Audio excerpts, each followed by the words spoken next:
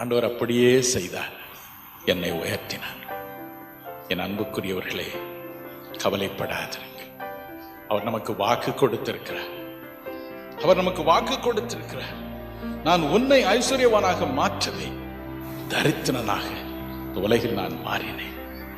முதலாவது தேவனுடைய ராஜ்யத்தினுடைய நீதியும் தேடுங்கள், அப்பொழுது இவள் எல்லாம் உங்களுக்கு கூட கொடுக்கப்படும் என்று வாக்கு கொடுத்திருக்கிறாரே.